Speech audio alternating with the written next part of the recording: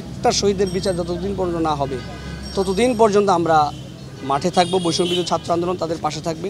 ঢাকা বিশ্ববিদ্যালয়ে 15 জুলাই যারা আমাদের বন্ধুদের উপর হামলা করেছে, আমাদের উপর হামলা করেছে, তাদেরকে একটা একটা করে চিহ্নিত করে আমরা বিচারের কাঠগড়ায় আমরা দাঁড় করাবই।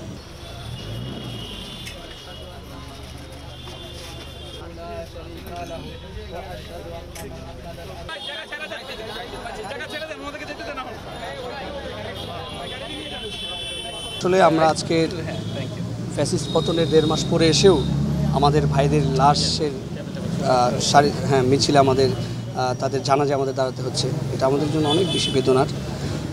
আমরা আসলে আমাদের ভাই রাতুল নিউরো সায়েন্স হসপিটালে ভর্তি ছিলেন। সেখানে আমাদের যে মেডিকেল স্বাস্থ্য বিষয়ক উপকমিটি যারা আছেন তাদের তত্ত্বাবধানে এবং এই যে আমার ডক্টর মাহফুজ ভাই ওনারাও ছিলেন, তত্ত্বাবধানে কিন্তু চিকিৎসা চলছিল এবং আমরা যেটি ভাই বললেন যে সুস্থ হয়ে উঠছিলেন। তো এর ভেতরে হঠাৎ করে এরকম একটি দুর্ঘটনা, যেটা খুবই মর্মান্তিক। তো আমরা এখানে শহীদ রাতুলের মাও ছিলেন, তার সাথে আমরা কথা বললাম। আসলে একজন মা যখন তার সন্তানের লাশ দেখে এবং সেই লাশ যখন তার বহন করতে হয়, এর চেয়ে বেদনার আর পৃথিবীতে কোনো কিছু হতে পারে না। তবে আমরা একটা কথা বলবো, যতদিন পর্যন্ত না প্রত্যেকটা শহীদদের পরিবারের পুনর্বাসন তাদের এবং শহীদদের এই যে হত্যাকাণ্ড, এই হত্যাকাণ্ড গণহত্যার বিচার, একটা শহীদের বিচার যতদিন পর্যন্ত না হবে ততদিন পর্যন্ত আমরা মাঠে থাকবো। বৈষম্যবিরোধী ছাত্র আন্দোলন তাদের পাশে থাকবে। শহীদ রাতুলের মাকে আমরা বলেছি যে আপনার একটি সন্তান হারিয়েছে, আমরা সকল বাংলাদেশের আপামর জনসাধারণ যারা বৈষম্যবিরোধী ছাত্র আন্দোলনের এই আন্দোলনের প্ল্যাটফর্মে যারা আছে সকলে আপনার সন্তানের ভূমিকা পালন করবে, আপনাদের পাশে দাঁড়াবে। হ্যাঁ, গণ অভ্যুত্থানে আমাদের শহীদের সংখ্যা প্রায় 1424 জন এবং এখানে আমাদের প্রায় আহত যারা হয়েছেন তাদের সংখ্যা প্রায় 22,000 প্লাস। এই 22,000-এর মধ্যে আমরা দেখেছি যে 685 জন তারা চিরদিনের জন্য তাদের দৃষ্টিশক্তি হারিয়েছে। আমরা বর্তমান এই একটা অবস্থায় আছি।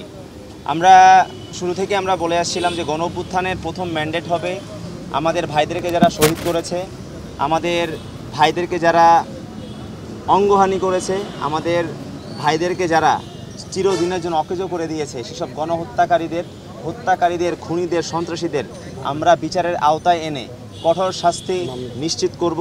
কারণ তারা যে গণহত্যা সংগঠিত করেছে, এই গণহত্যা পৃথিবীতে বিরল।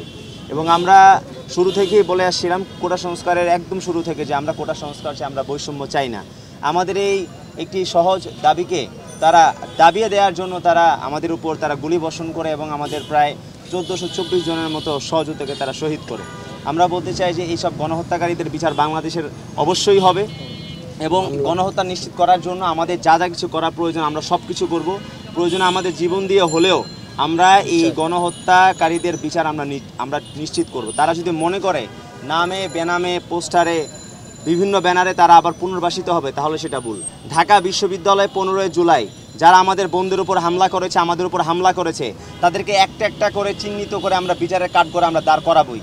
তারা কেউ কোনোভাবেই ছাড় পাবে না। তারা যদি মনে করে যে তারা বর্তমানে যে সাইবার যুদ্ধ শুরু করেছে, সমন্বয়কদেরকে বিতর্কিত করে, আমাদের বৈষম্য বিরোধী ছাত্র আন্দোলনের প্ল্যাটফর্মকে বিতর্কিত করে তারা যদি মনে করে যে তাদের জায়গা থেকে তারা পার পেয়ে যাবে, পুনর্বাসিত হবে, সেই সুযোগ নেই।